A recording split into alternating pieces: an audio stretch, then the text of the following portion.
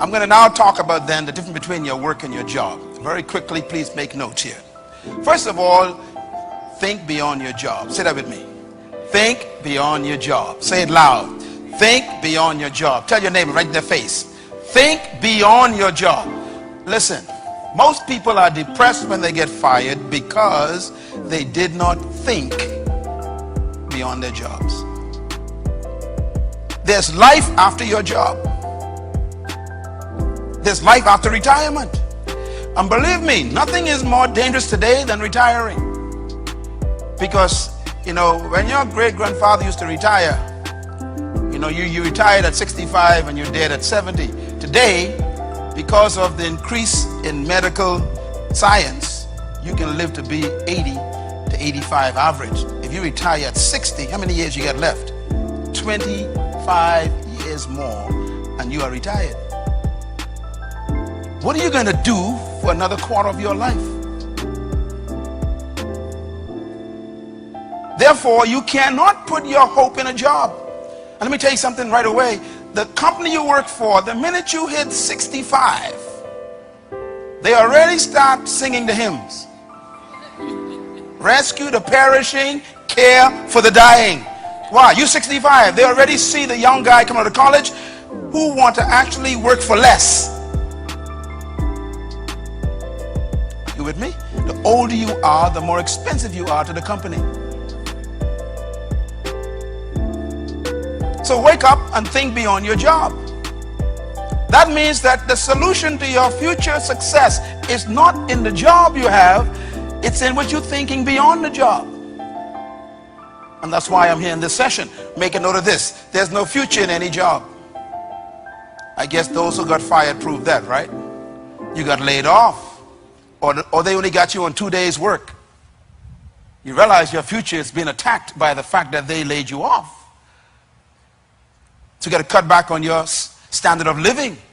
Maybe even lose a car and lose a house. Why? Because your future, you put in your job. No job has a future in it. Make a note of this, please. The future is in the one who holds the job. Don't ever allow an organization to be your hope. Every job is temporary. No matter how much they praise you and love you, you better think beyond that position.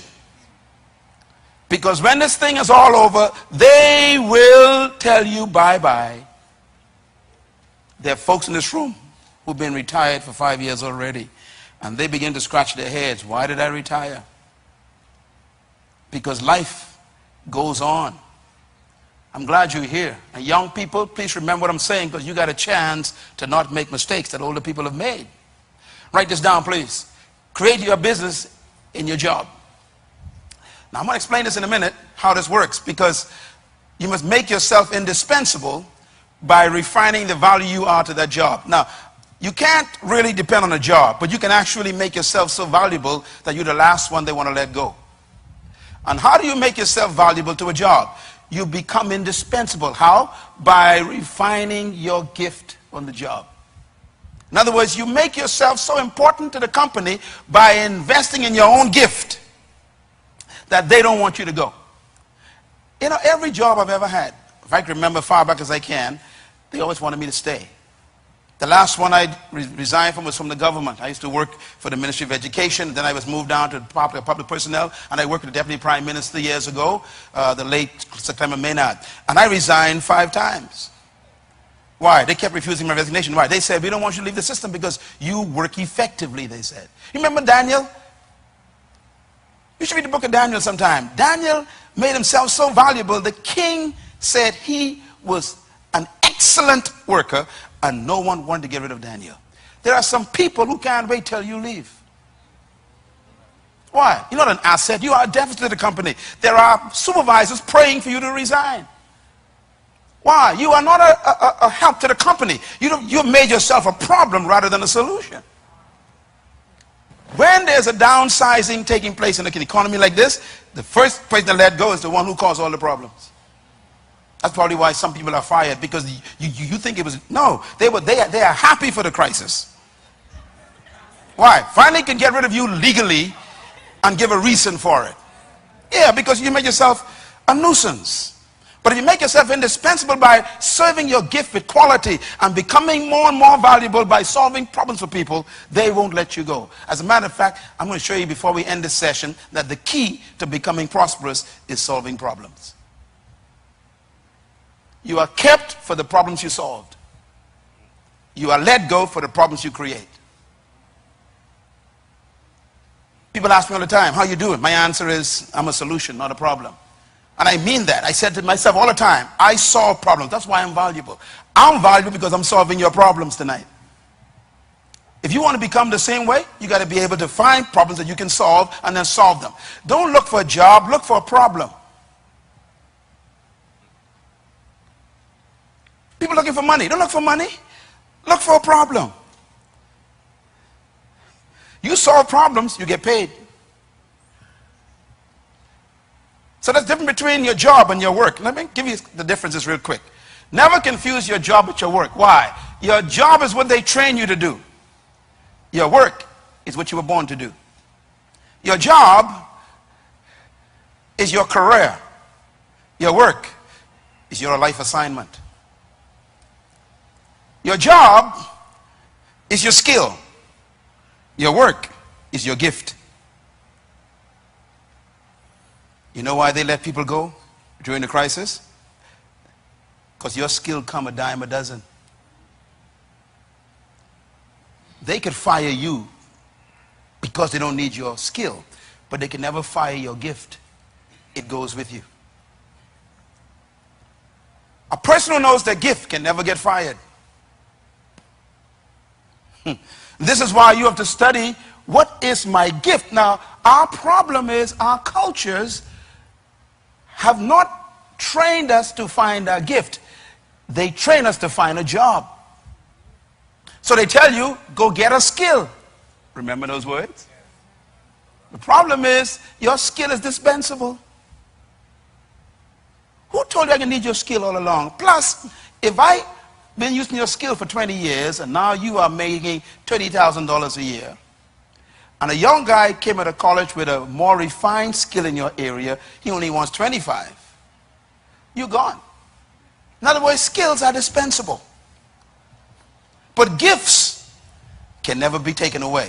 Write this down, please. Your work, you can retire from your job, but you can't retire from your work. I've never seen a fish who says, I tired swimming. I retire. I don't swim no more. I've never seen a bird that says, I retire from flying. I've never seen a seed that says, I retire from bringing forth a tree. In other words, you never retire from your gift.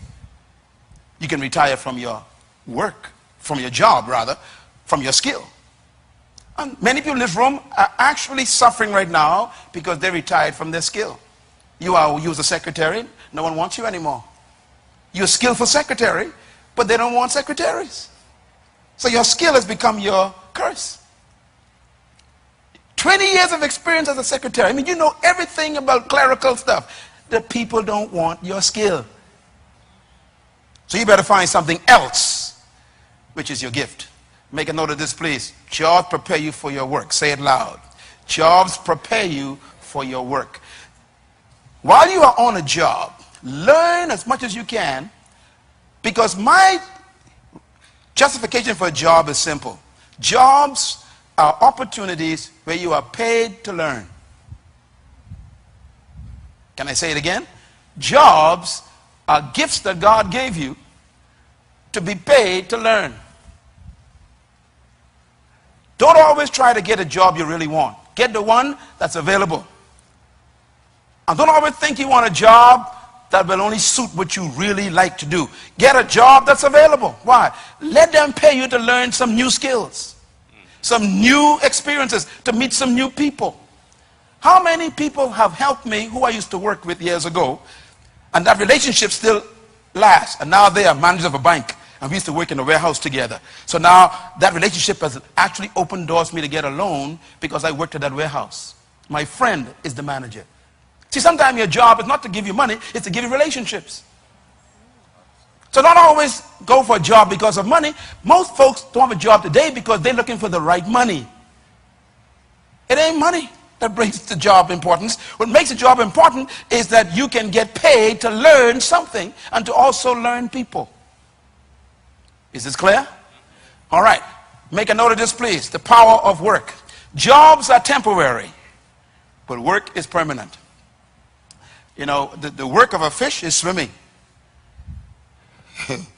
Swimming in a certain part of the pool is his job. If you took the fish out of the pool and put him in a pond, have you taken away his ability to swim? His gift went with him, even though you fired him from the pool. See, when they get rid of you, carry your gift with you. Wherever you land, keep on swimming. Because it wasn't the skill that they took away from you. It was the location for you to be in your gift. No matter where I am for the rest of my life, I can never be poor again because I've discovered my gift. I will not allow my country or my culture to determine my value anymore in my life. No one will ever determine how much I'm worth anymore.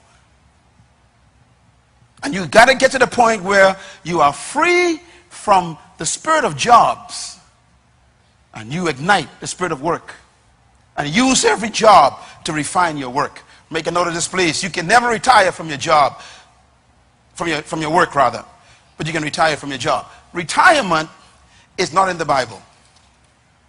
It's a capitalist concept. Retirement is not even biblical. You are never supposed to retire. You're supposed to simply finish your work and leave. I have finished my course. Paul never retired. Christ said it is finished. He didn't retire. You leave after you finish something. Some of the most miserable people in the world are retired people.